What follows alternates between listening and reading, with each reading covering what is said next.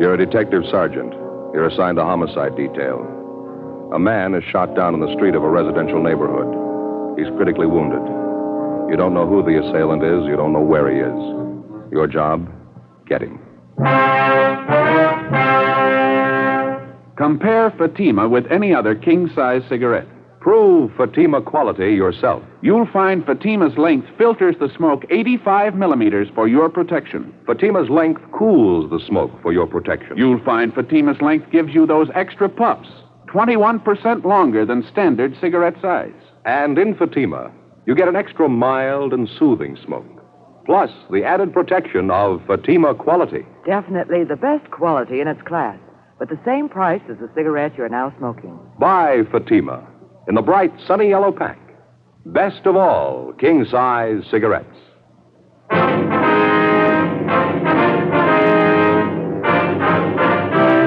Dragnet, the documented drama of an actual crime.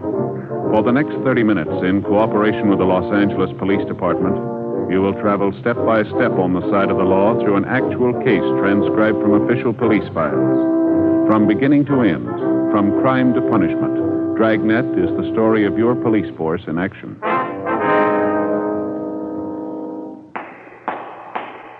It was Thursday, January 20th. It was mild in Los Angeles.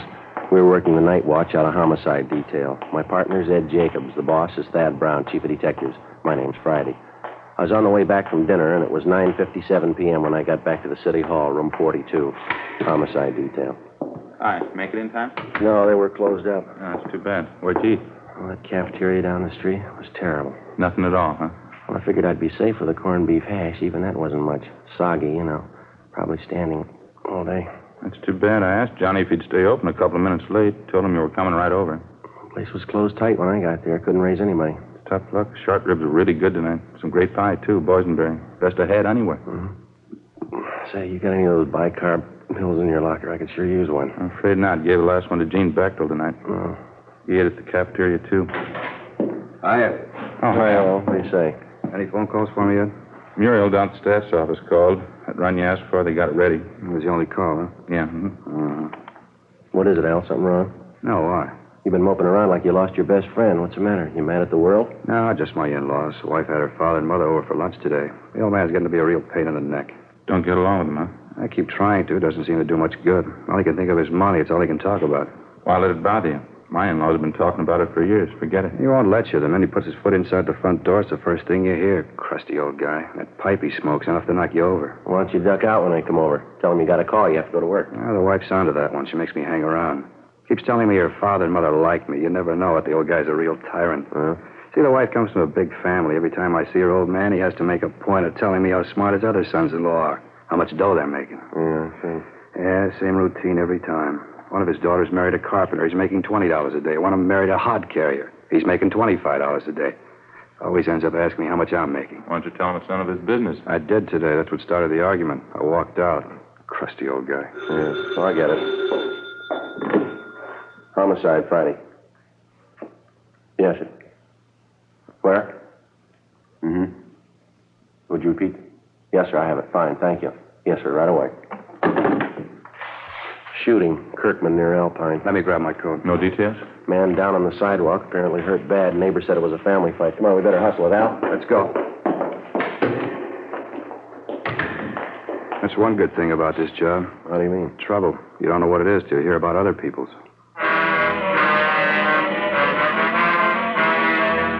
Sergeant Al Shambra, Ed and I drove out to the scene of the shooting. Code 3, red light and siren. We located the victim lying on the sidewalk approximately 50 feet from the intersection of Kirkman Avenue and Alpine Street. He was a dark-haired man, looked to be in his early 40s, tan complexion, well-built. He'd been shot several times in the chest, once in the shoulder. He appeared to be unconscious.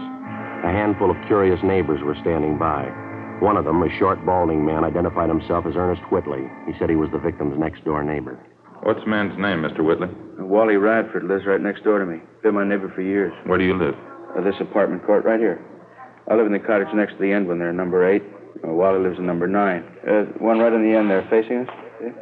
Yeah, what do you know about the shooting, Mr. Whitley? Well, I didn't have anything to do with it. I was watching television with the wife. I heard the shots outside. You can ask the wife. She'll tell you.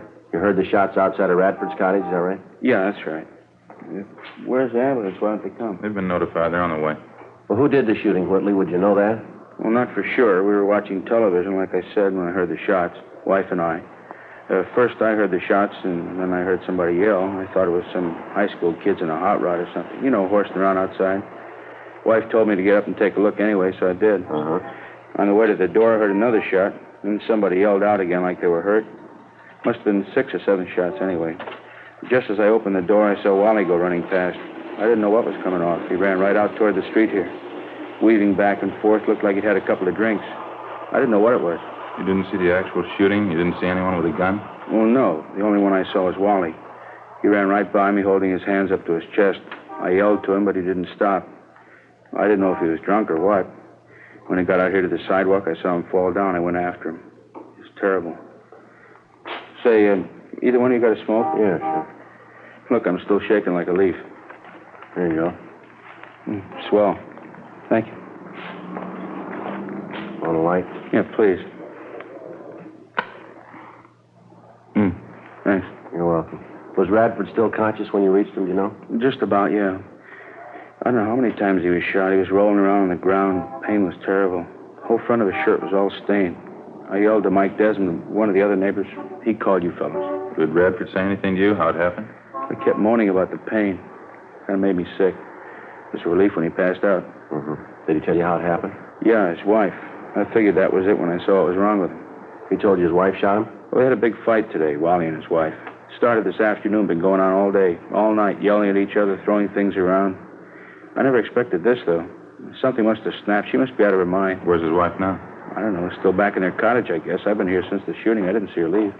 Joe? Yeah. We got our hands full. Now, what do you got? Just talking to one of the neighbor women back in the court here. She said a Mrs. Radford phoned her about 5 minutes ago. Identified herself as the victim's wife, cottage number 9. What did Miss Radford want with the neighbor? She said she was giving fair warning. She wanted her to pass the word along. What do you mean? Claims she's going to kill anybody that comes after her.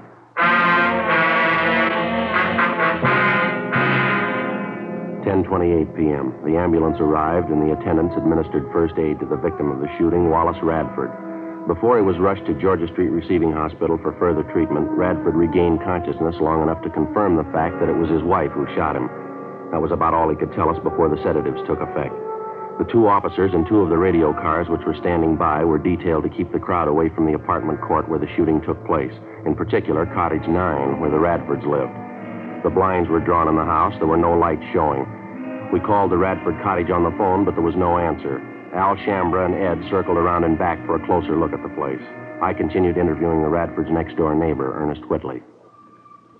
I guess I should have known it'd come to this someday, the way they've been fighting lately, Wally and his wife.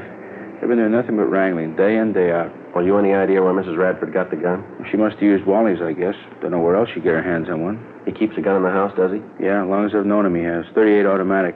I don't know the make, though. Do you happen to know if Mrs. Radford was used to handling a gun? No, typical woman. I remember Wally and Stella were over for cards one night. Stella, that's Mrs. Radford. Yeah, I know. I don't know how it came up, but Wally and Stella started arguing about him keeping a gun in the house. Stella didn't like it a bit, said she was afraid of guns. Didn't even like to have him around. I'm surprised she even knew how to pull a trigger. You said the Radfords had a big fight today. What was it about? Do you happen to know? Same old thing, I guess. Stella was always accusing Wally of running around with other women, running around town drinking. As far as I know, it wasn't true. Matter of fact, it was just the opposite. If anybody was on the town, it was Stella. I happen to know at least one guy she was making eyes at. Oh, here's your friend. Hi, what's it look like? Not good. House is pitch dark. Can't hear anyone moving around inside. Won't be easy to get her out of there, Joe, the way the cottage is situated. Why, what's the problem? The rear of the house backs up against that hill there. Yeah. Just a small space between the end of the house and the hill. No back door, just windows. One of them's open a few inches. You mean the front door's the only way in the place, huh? No, there's a side door on the left of the house there, left-hand side. That's a kitchen door, Sergeant. Leads right into the kitchen. Just like our place. All the cottages are laid out the The same. living room's just inside the front door, then, huh? Yeah, that's right. Bedroom's in the right rear, kitchen in the left rear. A small bathroom leading off the bedroom leads to the left. She won't come out peaceably. How about a tear gas shell? That ought to bring her out. Well, I don't know if we'll need it, Al. Might be a waste of time. Whitley here was just telling me Mrs. Radford isn't familiar with guns. You think she know how to reload the automatic, Whitley? No, sir. I'm pretty sure she wouldn't. I don't even know if Wally had another clip of shells around the house. Even if he did, Stella wouldn't know what to do with it. Well, how about the clip that's already in the gun? Good chance she's got a couple of shells left.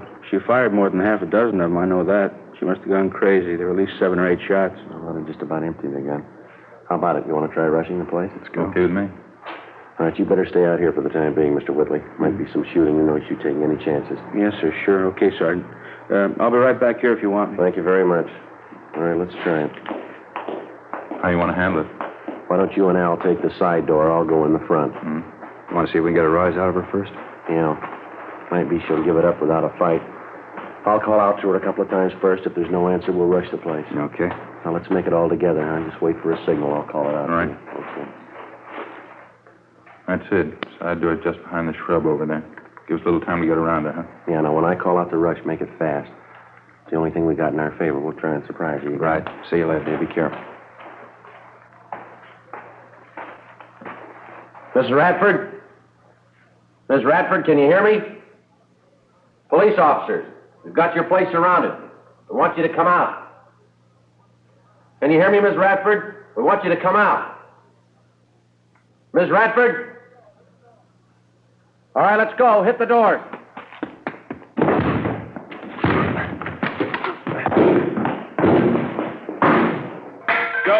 Joe, you all right? Yeah, what about you? In the kitchen. It's empty. Okay, just a minute. Living room's empty, not in here. Ed, in the bedroom. Nothing here. Yeah, how about that? Hey, Joe, back here. Where are you? Bedroom, straight back. All right. Have a look. Did you check the bathroom and all the closets? Everything. She's gone. 10:46 p.m. We double-checked the cottage, all the buildings, and possible hiding places adjoining the Radford house, and then we combed through the immediate neighborhood around the apartment court. There was no trace of the suspect, Stella Radford. In the apartment, we found a picture which neighbors told us was a good likeness of Mrs. Radford. Al Shambra got to a phone, called the office, and a local broadcast and an APB was gotten out on her. We figured she probably slipped out of the house without being noticed during the general excitement immediately after the shooting. Her phone call to one of the neighbors warning that she'd kill anyone who came after her only served as a stall to give her more time for a getaway. 10:55 p.m. Ray Pinker and the crime lab crew arrived and began their preliminary investigation. Judging from the bloodstains found on the furniture and the rug in the living room and on the front steps of the cottage, Radford had first been shot while he was in the living room, and then apparently he ran out the front door to escape the gunfire. A trail of 7 empty shells ejected from a .38 caliber automatic seemed to indicate that his wife followed him out the front door, still firing at him as he tried to get away. We checked the apartment court garage, but the Radford's car was still there. We remained at the apartment court interviewing the neighbors and trying to get a line on some of Mrs. Radford's known friends and associates. Joe, how'd you make out? Not much, Al. The neighbor I talked to hardly even knew the Radfords. How about you? Not much better. Girl in the apartment up the way name's Joanne Taylor. She told me she knew Radford's wife fairly well. Says she has a sister in town. Doesn't have any idea where she lives, though. How about the boyfriends Mrs. Radford's supposed to be running around with? She know anything about that? She thinks she was doing a little running around. She doesn't know who the men are, though. Hear anything about Radford's condition? Yeah, I checked with Georgia Street a couple of minutes ago. It's pretty critical. I don't know if he's going to make it or not. Joe, Al, back here, hustler. Come on. What do you got? Radford's neighbors next door. Whitley's. Just got a call from Mrs. Radford. She's talking to Mr. Whitley on the phone right now. Let's go. I don't know what this is all about.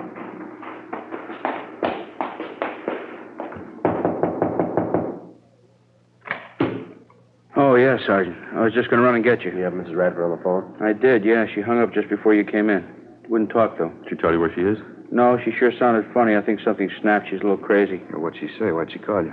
Said she wanted to find out if her no-good husband was dead yet. That's all I could make out. The rest was just a lot of gibberish. She wouldn't give you any idea where she was? Where she was phoning from? No, I asked her, but she just laughed at me. Might still have a chance to find out, though. Yeah, how's that? She's going to call me back.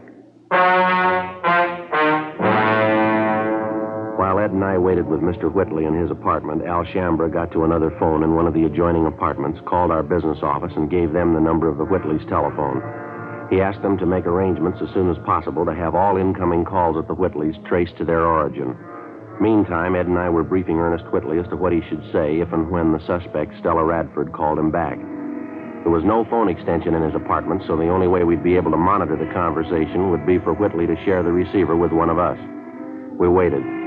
11:30 p.m., 11:45, midnight, 12:15 a.m. Sergeant? All right, try and keep the receiver tilted so we can listen. Yeah, sure. Hope I got it straight. Okay. Hello? Ernie, this is Stella. Did you find out what I told you to? Yeah, I called the hospital. Wally's a lot better. It's not as bad as they thought it was. What do you mean it's not bad? You trying to kid me? No, it's the truth, Stella. It's not half bad at all. Wally's going to be all right. Couldn't be. I shot him 4 or 5 times. times. How could he be all right? Look, I didn't say he was all right. I said he was going to be all right. Look, it's nothing serious, not half as bad as they thought. You're lying. You know you're lying, Ernie. Look, come on, snap out of it, will you, Stella? It's going to be all right. Wally forgives you. Believe me, he does. Now, look, why don't you come home? We'll get the whole thing straightened out. There won't be any trouble. Why don't you stop trying to kid me? It's not going to be all right. I've seen the last of you and the last of Wally. Stella. I'm with my boyfriend now. We're getting out of town. Now, wait a minute, Stella. Use your head, huh? Don't go rushing in anything. You don't have to tell me. I know what I'm doing. I don't care if that dumb husband of mine lives or dies. But just tell him he'd better not try to follow us. Oh, Stella. My boyfriend's an ex-con. He's got a gun and he knows how to use it. Well, Stella, will you listen a minute? You can tell that to the cops, too, in case they're going to follow us. They try and stop us, and they're going to have a fight in their Look, heads. you keep talking. Will you listen for just a minute? Where are you now? Let me come down and talk to you. Not a chance. Just be a waste of time. I'm leaving with my boyfriend in half an hour. You can tell Wally I hope he dies. Wait a minute, Stella. He gave me a message for you, honey. He left something with me. He wants you to have it. What? His wallet. He gave it to me just before he left for the hospital. Got $94 in it. Says he doesn't care what you think of him. He wants you to have the money. $94? Yeah. He didn't have that much money with him. Where'd he get it? Well, I don't know anything about that, but it's right here in his wallet, just the way he gave it to me. He wants you to have it. That's all I know. I don't get it. He didn't have that much money. Well, what do you want me to do? Take it back to him? Tell him you didn't want it? Look, give the guy a break, huh, Stella? It's the only way he's got to show you how he feels about you. Stella? Isn't that right? Well, how about it, Stella? You got the money with you? I told you, yeah. Pick it up any time you want. No. You bring it down here. I'll pay your cab fare, buy you a drink. You can meet my boyfriend. Yeah. Just a minute. Stella? Hello, Stella? Yeah? It's about 12:30 now. I'll be down here in half an hour, huh? Uh-huh. I'm in a bar right on the corner. You can't miss it. Where? What corner? 9th and Avalon. As soon as the suspect, Stella Radford, hung up, we went to the apartment cottage next door where Al Shambra was on the phone in constant communication with our business office. He told us that somehow there'd been a slip-up. They were unable to trace the call to its point of origin. 12:36 a.m. According to plan, Ernest Whitley left his apartment, called a taxi, and headed downtown to keep his appointment with the suspect, Stella Radford. Ed Jacobs and Lieutenant Tony Ruiz from Homicide followed him. Al Shambra and I stood by at the apartment. More waiting. 1 a.m., 1:30, 2 a.m. Think they'd call us anyway. Wonder what the hitch is. Well, it's kind of hard to figure, Al. It's either a bum steer or they ran into some kind of trouble, maybe. And Mrs. Radford, she really warmed up to the idea when the money was mentioned. Well, apparently, yeah. I was listening in when Whitley gave her the story. She seemed to go for it. It's kind of hard to tell. The way this whole thing shapes up, she can... Might be them now. Give a look. Joe? Oh, yeah, Ed. What happened? How'd it go? We covered the boredom closing, cruised the neighborhood, gave her plenty of time. Yeah. No luck, she didn't show.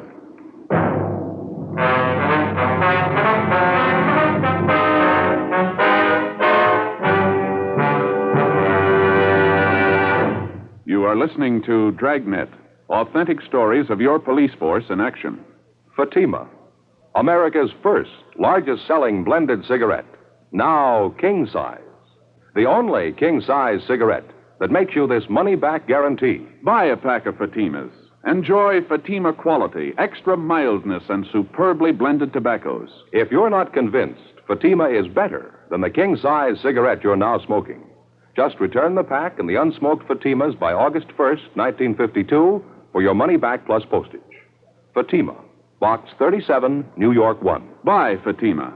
Compare them with any other king-size cigarette. 1. Fatima's length filters the smoke 85 millimeters for your protection. 2. Fatima's length cools the smoke for your protection. 3. Fatima's length gives you those extra puffs, 21% longer than standard cigarette size. And you get an extra mild and soothing smoke, plus the added protection of Fatima quality. Remember, more smokers now insist on Fatima quality than ever before.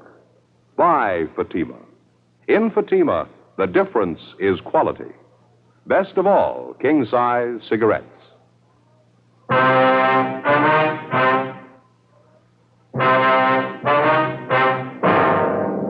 Friday, January 21st, 2:28 a.m. With the failure of the suspect, Stella Radford, to keep the date with her next-door neighbor, Ernest Whitley, at the Avalon Boulevard bar, we reached a temporary stalemate. Despite the fact that checks were made at all restaurants, bars, and other business places in the vicinity of 9th and Avalon open that time of night, there was no report or trace of the suspect. While the search continued, we stood by at the Whitley apartment in the hope that Mrs. Radford might call back. A check of our Records and Identification Bureau failed to turn up any record on either the victim or the suspect, his wife. Ed called Georgia Street Receiving Hospital again, but there was no change. Wallace Radford's condition was still critical. At 2:35 a.m., Stella Radford telephoned again. While we listened in, she told Whitley that she'd had no intention of keeping that appointment with him at the Avalon Boulevard bar. She told him that she knew he was working with the police, that she saw officers follow Whitley to the bar where they were supposed to have met. She again warned him of the consequences in the event anybody tried to apprehend her. After she hung up, we checked with the business office, and they told us that the calls had been coming from a telephone prefix which was impossible to trace. 10 minutes later, Whitley got another call from the Radford woman. The conversation went on for the better part of 20 minutes. She didn't seem to make much rhyme or reason. Her only concern was the condition of her husband, whether or not he was dead. She hung up abruptly, but 15 minutes later, she called Whitley again. Look, Stell, I told you there isn't going to be any trouble. Now, why don't you go and see Wally? He's lying down there in the hospital. He wants to see you. How about it, huh, Stell? Is he dead or not? That's all I want to know. My boyfriend and I are leaving first thing in the morning. I want to find out before I go. Why don't you at least give me a chance to talk to you, Stell, huh? We've been good friends. You know I wouldn't do anything to hurt you or Wally. Now, let me talk to you, huh? There's nothing to talk about. If you got anything to say, you can tell me now. All I want to do is find out about I Wally. told you he's hurt, but he's going to be all right. It's not serious. Stell? Why don't you stop lying to me? Look, I'm not lying, Stell. I wouldn't lie about something like that. What's the matter with you anyway? You been drinking? What's it your business? You're not kidding me, Artie. You're trying to help the cops. Don't you think I know that? What kind of a fool you think I am? Look, I'm trying to help, Stell, that's all. Sure, you're trying to help. Not me, though. You're trying to help the cops. I know they're with you.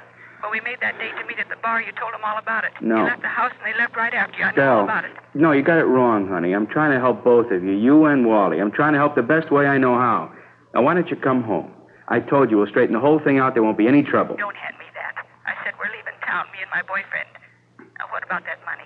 $94. She said Wally wanted me to have Yeah, that's right. He does. Now, how can I get it to you if you don't trust me? Get away from the cops, that's all. Oh, Stell. Maybe I could use the money, but I'm not giving myself up. Look, for you're $94. wrong about the cops, Stell. Believe me, you are. Now, why won't you let me meet you someplace? Any place you want, just let me talk to you. How many times do I have to tell you there's nothing to talk about? All I want to know is about Wally. Is he dead yet? But I told you, he's not dead. He's going to be all right. Look, why can't you believe me? It's not what they thought. Wally will be okay. Ed, Yeah? in the next room. But what for, Stell? Why? Now, come on, snap out of it, huh? No, it's the truth, so help me. Yeah, what's the matter? Well, it just happened to strike me. You hear that streetcar that just went by a minute ago? Yeah, I did. Why? Did you notice a little before that when we were listening on the phone? Sounded like the same thing coming over the line, didn't it? Yeah, come to think of it, it did. Matter of fact, I heard it a couple of times coming over the phone. It's pretty regular. Yeah, that's what I mean. Streetcars have been passing by here regularly, too. Not much of a time lapse, either. Not much more than a minute. Mm-hmm. Well, I mean between the time when we hear it over the phone and the time the streetcar actually passes this place. Yeah? Well, if we've got the right angle, there's only one way to figure it here. She's phoning from somewhere in the neighborhood, and she's fairly close, wouldn't you say? Where do we start looking? Well, car tracks only run two ways. 3:30 a.m. Ed and I went back into the next room and continued to monitor the conversation between Whitley and Mrs. Radford. Whitley seemed to know how to keep the suspect talking, even though the purpose of her conversation seemed to make little or no sense. At 3:42 a.m., while we listened in, on the other end of the line, we again heard the sound of a streetcar approach and pass. Ed checked his watch. Approximately 1 minute, 38 seconds later, we heard a streetcar pass by in front of the apartment court. Before Ed and I left, we jotted down a note for Whitley asking him to keep Mrs. Radford on the line just as long as possible. We got in the car and drove north along the car tracks at about the normal speed of a streetcar. 1 minute and 38 seconds of driving brought us a distance of little more than 8 blocks. It was on the fringe of a park area. There were only 3 residential buildings in the immediate vicinity. There were no lights showing in any of them. We checked the location for public telephones, but we found none. 4:15 a.m., we turned around, drove back to the apartment court, and using the same timing procedure, 1 minute, 38 seconds at 25 miles an hour, we drove along the car line in a southerly direction. Sure not much of a choice. Bars are closed, most of the restaurants. No lights burning on this block. A few up ahead there in the next block, Ed. Yeah. Got to come pretty soon, doesn't it? Yeah, it's a minute right now. I can't see how we'd be wrong on it, can you? Too much to write off is just a coincidence. A minute, 15 seconds. A minute, 20. Better slow down, huh? Yeah. What do you think? Well, it's a service station across the street. It's closed up. Well, a lot of them have outside payphones, don't they? You see any? No? None on this side. Let's see, I'll pull up in there, huh? Yeah. There's a phone booth in the back there. There's no lights, though. Looks like somebody in it. Yeah. Looks like a woman. Yeah, it is. Come on. All right, hold it up, lady. She's running for it, Joe. All right, come on. Come on, hold it up, lady. Police officers. Let go. Let go of me. What do you think you're doing? Police officers, lady. Here's our identification. I'd like to talk to you. You leave me alone. Just leave me alone. That's all. I don't have to talk to you. Your name's Stella Radford, isn't it? No, it isn't. Is that your identification? Who sent you here? Who was it? Are you Stella Radford? You couldn't have found out. How'd you know I was here? It was Ernie, wasn't it? Him and his friends. He told you. No, ma'am. I don't see how you found me. Somebody had to tell you. You never could have found me. I don't see how I made any mistake. Yeah, that's right. Let's go, lady.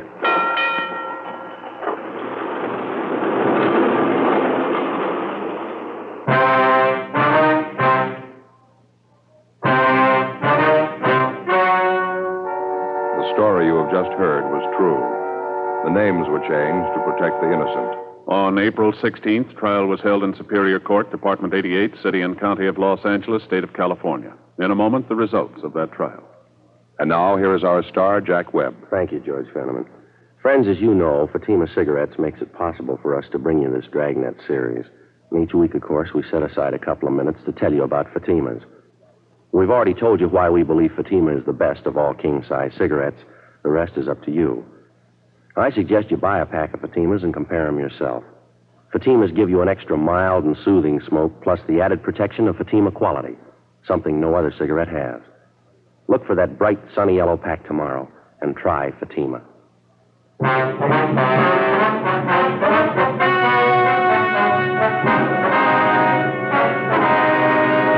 The victim of the shooting, Wallace John Radford, recovered from his wounds and refused to press charges against his wife. However, she was tried in Superior Court and found guilty of Section 245 PC, assault with a deadly weapon. She was sentenced to the term prescribed by law. Assault with a deadly weapon is punishable by imprisonment in the state penitentiary for a term not less than 1 nor more than 10 years. Ladies and gentlemen, Mr. Joseph M. Kennick, President of the California State Juvenile Officers Association. Thank you.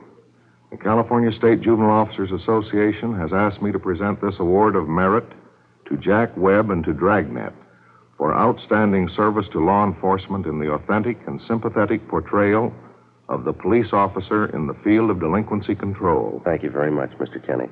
And I'll be looking forward to meeting you again and the members of your association at your annual conference banquet tomorrow night here in Los Angeles.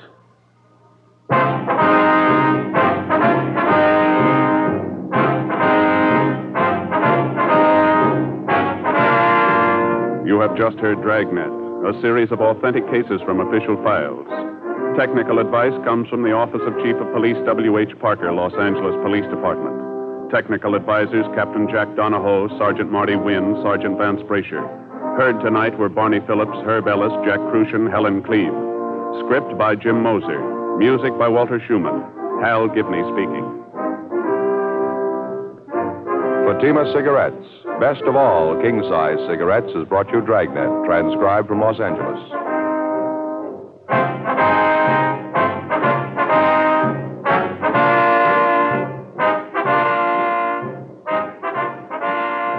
Ladies and gentlemen, nature plus the threat of man-made catastrophes make continuing help in constant preparedness necessary.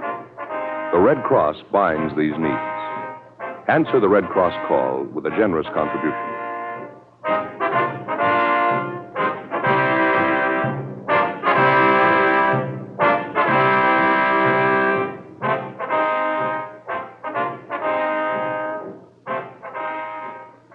Next, it's Mr. Keene, Tracer of Lost Persons on NBC.